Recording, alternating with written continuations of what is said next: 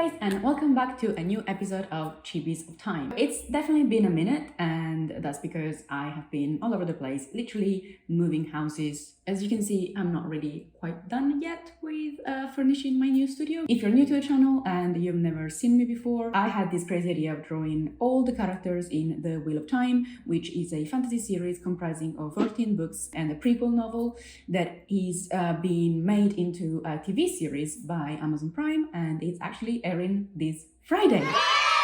Here I am just drawing a ton of chibis, and I've been drawing chibis in chronological orders by listening to the audiobooks, starting with The Eye of the Word, which is book number 1. I have literally just finished watching on YouTube the live coverage of the premiere of The Wheel of Time in London, followed by Dusty Wheel and Daniel Green, mostly. And also WoT Creator on Twitch. I was just watching them interviewing live all the actors, and I got so excited. All of the really hardcore Wheel of Time fans on Twitter, like Twitter Time and here on YouTube, have been waiting for this series to be made into a movie or a TV series for so long. And now that we are getting a TV series and it's dropping on Friday, which is like 4 days away from now, I don't know what to do with myself, basically. I feel like I'm equal parts excited and like terrified, and I feel like all of a sudden there's no time. Like, I've been waiting for this for so long, and now it feels like it's just coming too soon. I didn't realize how real it was until I saw these interviews with the actors. So in today's episodes of Chibis of Time, I'm actually gonna do a series of different chibis. That is the red carpet premiere chibis, the blue carpet premiere chibis, because the carpet was blue. I guess I should probably say that this is a spoilery channel. I can't really be trusted with a non-spoilery channel, so be warned, here be spoilers. I guess I'm gonna just start drawing some of the looks that I love the most from the red carpet and talk a little bit about what I expect from the Wheel of Time TV series. I basically just screenshotted some of my favorite looks that I saw on the blue carpet. Definitely, I thought that Madeleine Madden's dress was stunning, a very Breakfast at Tiffany's sort of style. I guess after watching the interviews today and the red carpet, and in general, like how the actors were dealing with all the Wheel of Time creators on YouTube and Twitch, I guess I'm really hyped even more because they were all so nice. You know, Madeleine Madden was especially super warm, super nice. It seemed like she was, you know, she genuinely cared. You know, she said that she watched the Dusty Wheel show. She just seemed like the sort of person who's generally super warm and that generally really cares about the Wheel of Time. I think she cares about it as much as we do, as, you know, as the fandom does. I felt the same thing about the whole cast. They're all such big nerds in a way, you know, like it feels like they really understand what the Wheel of Time is about, especially in Madeleine Madden's interview with Daniel Green and Creator. I feel like she really encapsulates Egwene. That's something that I thought watching the trailers and the teaser clips, and also following her social media, because she feels very intense, very genuine, very driven, just like Egwene is. Watching her reaction and approach to people at the red carpet, well, at the blue carpet, just really confirmed that opinion. Moving on to my second favorite look. Let's have a look at Zoe Robin's dress. When I watched Zoe Robin's interview, especially the one that she did with the Dusty Wheel, she said, you know, that her mom was probably watching her through the live coverage of the Dusty Wheel, and so she said, you know, "Hi, Mom." I thought that was such a sweet thing to say, because as I was saying before, you know, they feel like real people who are really into Wheel of Time, you know, like they feel oddly relatable. And the fact that they have been watching what Twitter of Time and the Wheel of Time fandom in general have been creating throughout, you know, these 2 years when we were just kind of waiting for more information about the show. And in the meantime, you know, they were actually watching us and probably like enjoying the material just as much as we were. It just feels really relatable. I also saw the part of the interview that she did with Daniel Green's stream, and she actually jumped in the interview when Daniel was interviewing the actor who plays Lan, Daniel Honey. I don't know, I can't pronounce the name, I am sorry. She kind of jumped in, and the question was whether they had, chemistry and how did they manage on stage, because obviously their relationship is one of the most liked of the series. And I don't know, their chemistry was actually really, really cool.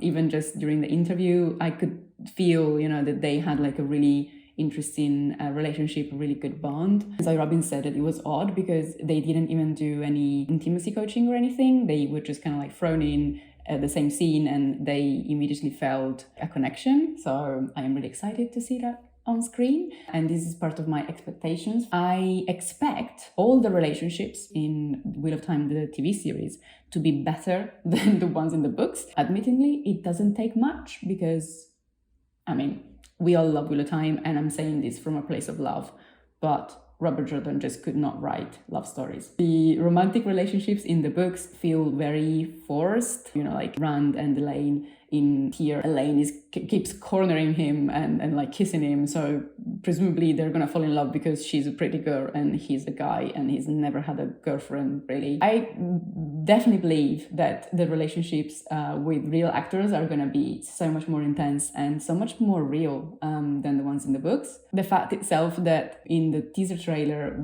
at some point we saw Rand and Egwene kind of like half naked in a very intimate setting, means that obviously they have made the relationship kind of progress a little bit further than it is in the books, and I think that's a great choice. Let's face it, if these two people are over 18, and as they are because they have aged them up in the TV series, we kind of expect them to be a little more intimate, and a little bit more real than they've danced a couple of times. I'm also kind of excited and kind of scared, I guess, about this development in Perrin's character where he presumably has a wife. I guess she dies or something. We actually saw her on the blue carpet.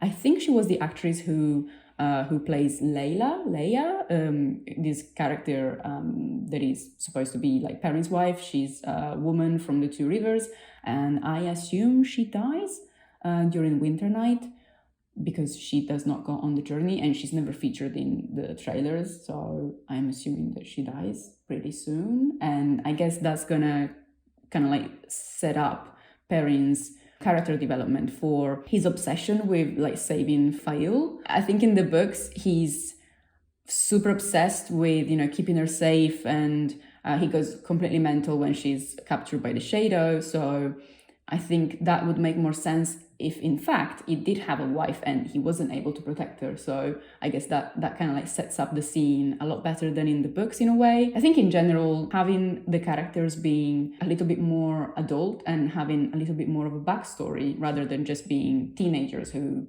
are, like a blank slate, actually helps the viewers connect with the characters a lot more, because we already have some sort of character already set up what their value system is, and then that value system can be changed or reinforced according to what happens in the story.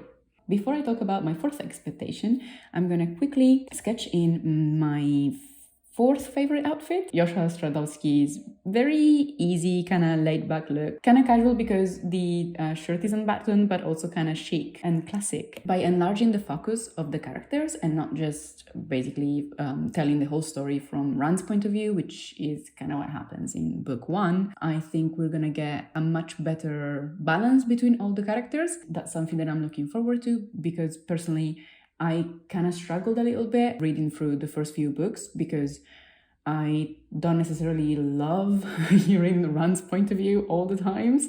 And I found myself kind of trying to jump ahead, especially in rereads. I kind of like just jump ahead to those point of views that I do enjoy. Egwene's point of view, Elaine's point of view, Perrin's point of view. Those are my favorite point of views. So I kind of always try and skip to those.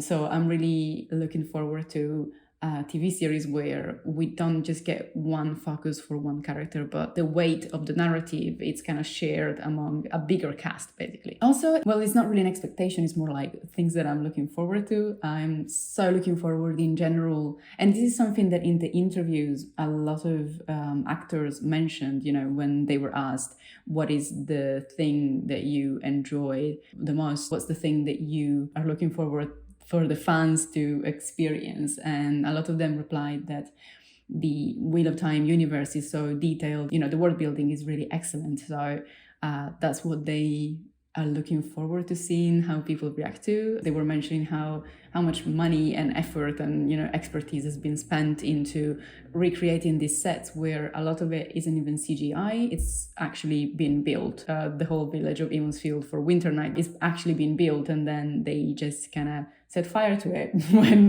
Winter Night comes. That's something that they think looks good, and I think for us readers it's gonna be amazing. At least that's something that I'm really looking forward to. I'm actually all for most of the changes that I've seen in the teaser trailers and in the clips. For example, I actually really enjoy the White Cloaks' new outfits, which I guess they're not called White Cloaks anymore, and they're now like white robes.